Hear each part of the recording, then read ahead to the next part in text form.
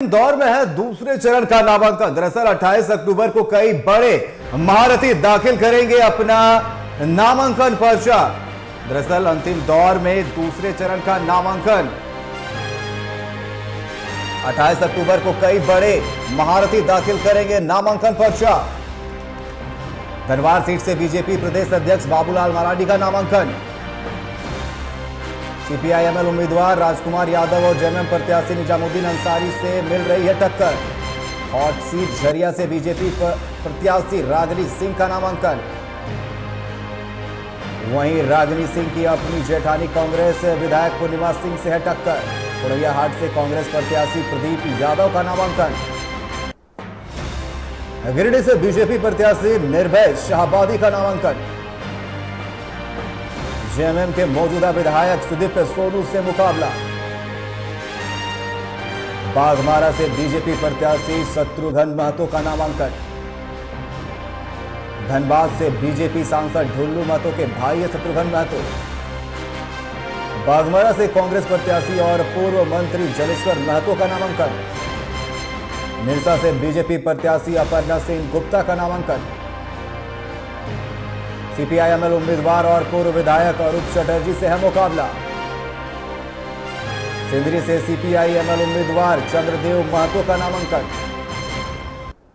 मासस के पूर्व विधायक आनंद महतो के बेटे हैं चंद्रदेव महतो उर्फ बबलू महतो। मधुपुर से मंत्री और जेएमएम प्रत्याशी हफीजुल हसन का नामांकन। बीजेपी प्रत्याशी गंगा नारायण सिंह से है सीधा मुकाबला। मधुपुर से बीजेपी प्रत्याशी गंगा नारायण सिंह का भी नामांकन। सारठ से बीजेपी विधायक रणधीर सिंह का नामांकन।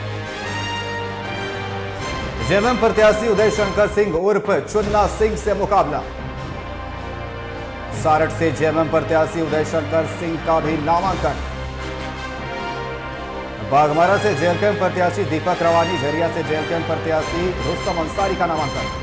बगोदर से सीपीआई-एमएल प्रत्याशी और विधायक विनोद सिंह का नामांकन। डुमरी से जेएमएम प्रत्याशी और मंत्री बेबी देवी का नामांकन। जेएलकेएम के चीफ जयराम महतो आजसू प्रत्याशी यशोदा देवी से मुकाबला। डुमरी से आजसू प्रत्याशी निरंजन राय का नामांकन।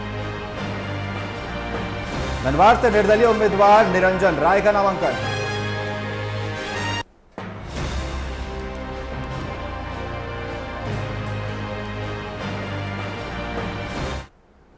तो अंतिम दौर में है दूसरे चरण का नामांकन। ऐसे में 28 अक्टूबर को कई बड़े महारथी अपने नामांकन दाखिल करने के लिए पहुंचेंगे, जिसमें धनवार की सीट जो है काफी हॉट सीट मानी जा रही है। और अगर हम बात करें कोयलांचल की, तो कोयलांचल में भी जो बड़े चेहरे हैं वो कल नामांकन करने पहुंचेंगे। ऐसे में धनबाद से हमारे संवाददाता आपको बता दें कि अंबर कलश हमारे साथ जुड़ चुके हैं। अंबर, जिस तरीके से नामांकन का जो है अंतिम दौर चल रहा है, ऐसे में अगर हम कोयलांचल की बात करें तो कई बड़े चेहरे हैं जो कल नामांकन दाखिल करने के लिए पहुंचेंगे।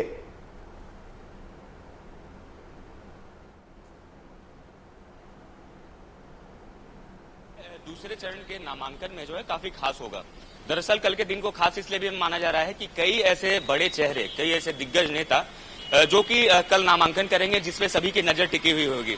देखिए, अगर हम बात करें तो झारखंड में कई बड़े दिग्गज जो है कल नामांकन तो करेंगे ही, जिसमें धनवार सीट से बीजेपी के जो हम कह सकते हैं प्रदेश अध्यक्ष बाबूलाल मरांडी जो है वह नामांकन करेंगे, जिसपे सभी की नजर होगी। वहीं अगर हम अपने कोयलांचल की बात करें तो कोयलांचल में देखिए दो जेठानियों के बीच की लड़ाई, यानी कि हम बात कर रहे हैं झरिया विस क्षेत्र की, जहां एक वर्तमान सांसद वर्तमान विधायक अभी पूर्णिमा नीरज सिंह है, वहीं उनको टक्कर देते हुए नजर आएंगी भाजपा से रागिनी सिंह।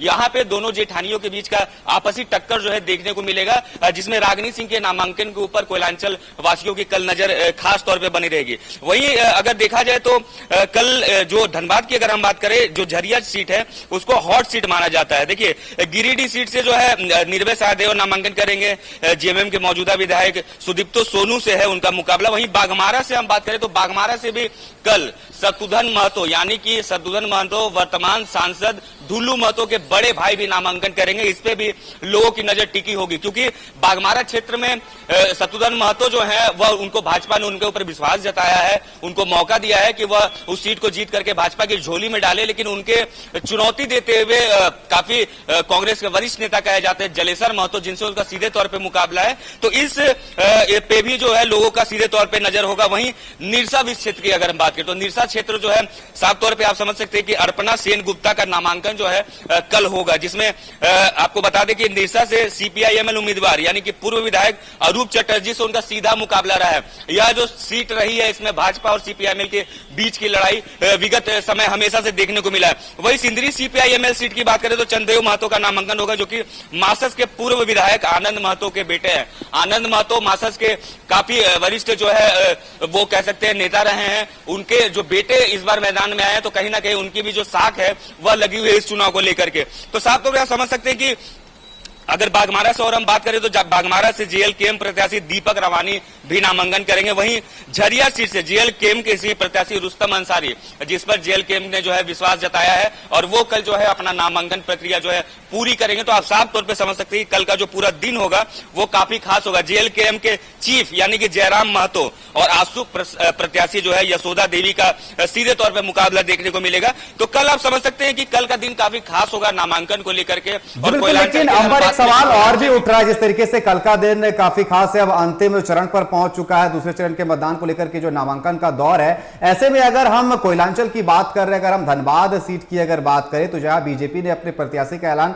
काफी पहले कर दिया है, लेकिन अगर जैसे कि इंडी गठबंधन में कांग्रेस के खेमे में गई है धनबाद विधानसभा की सीट, ऐसे में अभी तक जो है प्रत्याशी की घोषणा नहीं की गई है। जो उनके समर्थक है वो भी लगातार इंतजार कर रहे हैं कि आखिर किसे जो है प्रत्याशी यहां पर बनाया जाएगा इंडी गठबंधन की तरफ से, कांग्रेस की तरफ से। लेकिन साफ तौर पर जो लगातार बयान सामने आ रहे हैं, जी मीर का भी हमने बयान सुना है, अभी उन्होंने कहा कि प्रत्याशी बहुत ज्यादा है, जो कैंडिडेट है वो बहुत ज्यादा है, इस कारण से अभी नाम का जो चुनाव नहीं हो पाया। अगर हम बात करें तो अभी भी धनबाद और बोकारो सीट की अगर बात करें तो यहां पर कांग्रेस को अपना प्रत्याशी देना है, लेकिन अभी तक इन दोनों सीटों पर प्रत्याशियों के नामों की घोषणा नहीं की गई है। कहीं ना कहीं यह अभी चर्चा का विषय बना हुआ है।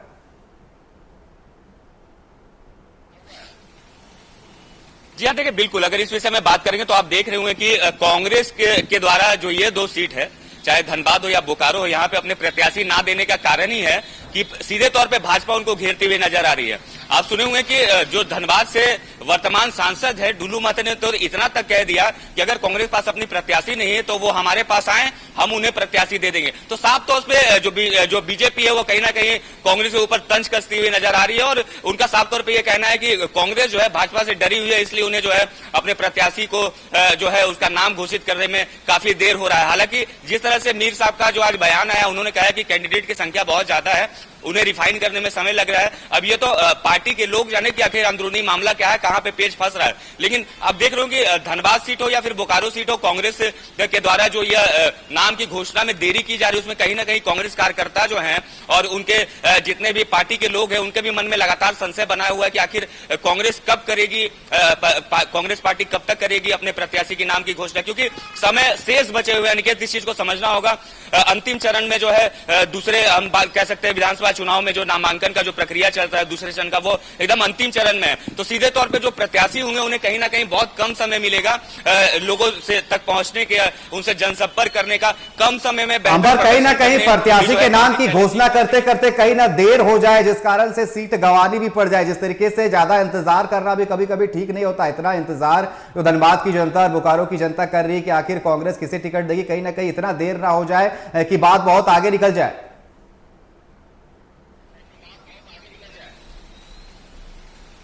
जी हाँ, देखिए बिल्कुल। और कांग्रेस को जहां तक बात हम धनबाद सीट की करें तो देखिए कांग्रेस से साफ तौर पे कई लोगों का नाम जो है खुल करके सामने आ रहा था, लेकिन उसके बाद जो पेच फंस रही है उसमें कहीं ना कहीं वर्तमान विधायक जो बीजेपी से अभी यहाँ पे हैं राज सिन्हा, तो कहीं ना कहीं राज सिन्हा को लेकर के, राज सिन्हा को हराना जो है विपक्ष और साथ ही और भी जितने पार्टी है साफ तौर पर आप समझ सकते हैं कि उनके लिए भी चैलेंजिंग होगा, क्योंकि राज सिन्हा पिछले 2 बार के यहाँ पे विधायक रह चुके हैं। तो सीधे तौर पर जो वर्तमान में अभी विधायक रह चुके हैं उनके अगेंस्ट में कम समय में पूरी रणनीति बनाना, पूरे रण क्षेत्रों को घेरना, उन्हें किस तरह से घेरना, कैसे उन्हें पटखनी देनी है इस विधानसभा चुनाव में, ये कहीं ना कहीं कांग्रेस के प्रत्याशी के लिए काफी जो है महत्वपूर्ण होगा। लेकिन जिस तरह से दिन ब दिन समय बीतता जा रहा है और आगामी जो विधानसभा चुनाव है उसमें अब कुछ ही दिन शेष बचे हैं, तो इस जो समय है इसकी महत्वता को कहीं ना कहीं कांग्रेस पार्टी को समझनी होगी, क्योंकि कम समय में एक बेहतर प्रदर्शन करना, लोगों के मन मस्तिष्क में अपनी छाप छोड़ना, ये कहीं ना कहीं प्रत्याशी के लिए काफी चैलेंजिंग होता है। तो आप समझ सकते हैं इस समय के महत्व को जो कांग्रेस है उसे समझना होगा, तभी जाके